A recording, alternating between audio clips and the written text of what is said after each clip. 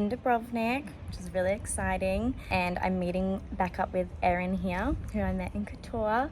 When I first met Erin, like just before I left, we're like, oh, that'd be awesome, like we could probably do that. And then I checked out and did that really funny, weird little hippie dance circle.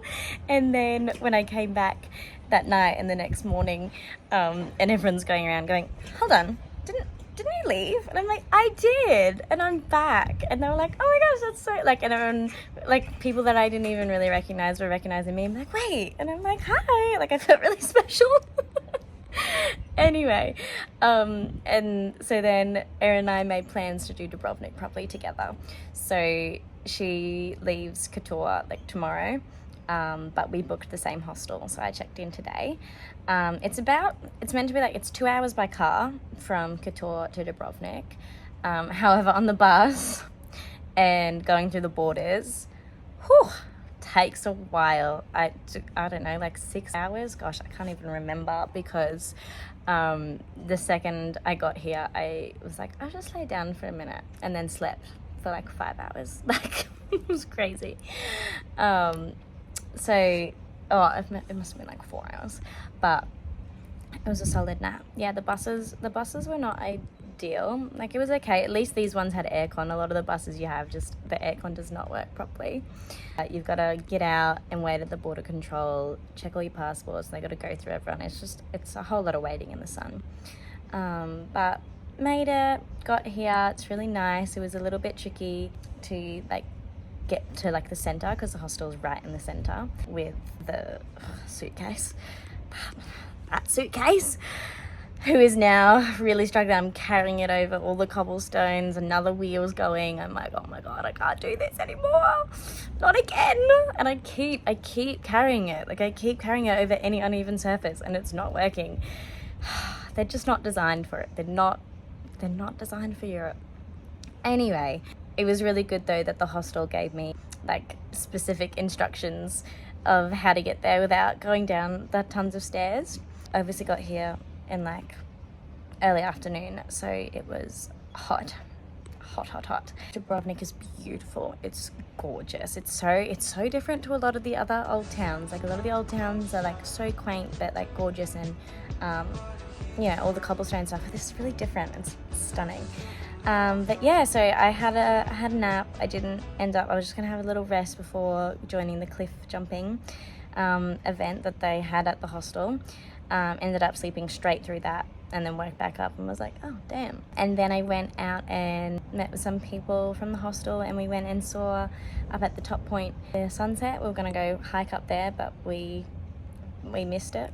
We wouldn't have got there in time, so we ended up just getting a little taxi and splitting it, so that was good. And we saw the sunset, and it was gorgeous, and just like all over Dubrovnik, so that was really cool. Met some people, and then that night we stopped in, just got a bottle of wine, nothing crazy, and we just sat at the pier and just played some card games and stuff, so that was really nice. And then most of those people were leaving that night, which is always the way in hostels. You make friends and then they're gone, and you're like, god, I have to do this again. But I had Erin coming today. That's cool. I'm very excited.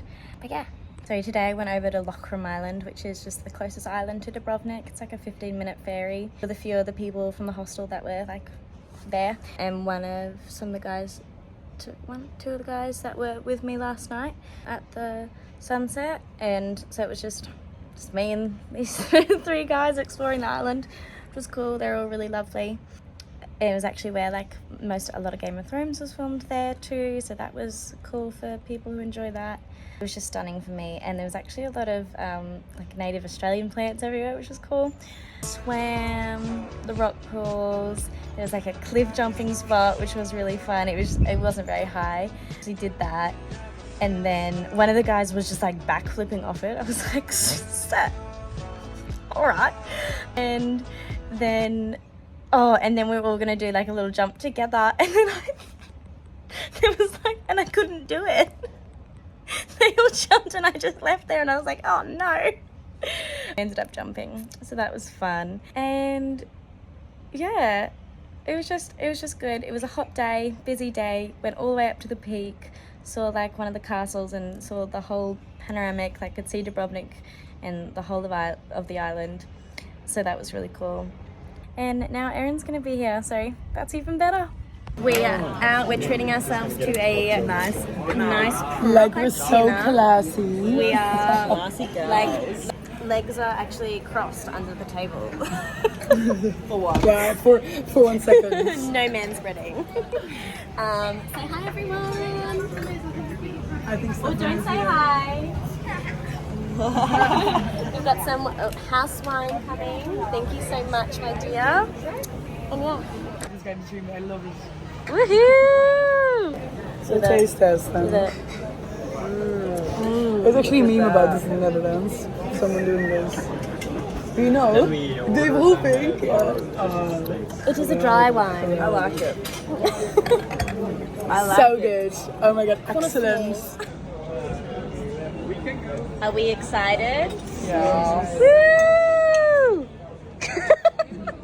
How did everyone feel about the meal? How's everyone feeling? Really yum. Really good? Thoughts and feelings? It wasn't enough. It's good. How did you feel? We had the chicken. It's good. How was your meal? It was delicious. It was deluxe. It was classy. Je m'appelle. You don't speak French. Je m'appelle me time. Je m'appelle. Had a nice dinner with Erin, and Erin was initially going to catch the bus as well, but Berno, who also was at the hostel in Couture, he's driving around like Europe, and he was like, hey, I'm going to Dubrovnik anyway, so they like drove in together, so that was really cool. So he came and we were all hanging out together, little crew from Couture, and a few of the people that I'd met in the hostel the day before and that we went on an adventure the day before with.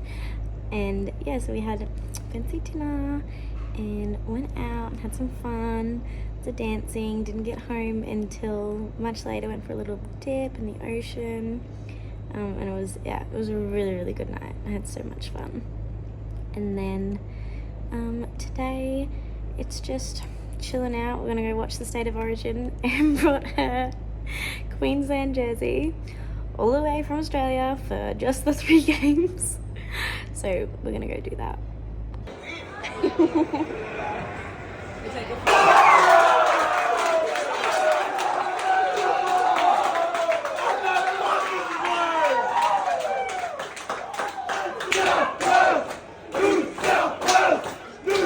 We have eaten in tonight, a bit of a spag bog feed. We've cooked up a feast.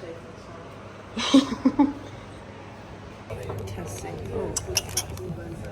got the whole pot there as well. There's a little outdoor area of the hostel.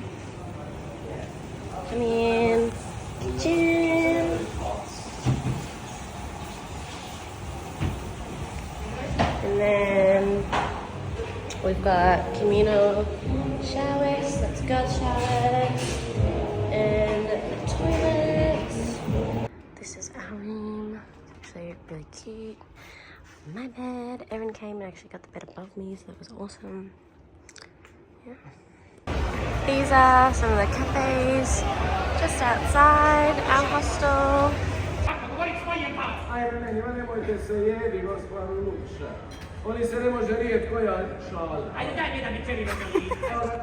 So we have the med school student, almost med school student, helping because we were unable to get the glass out of my foot.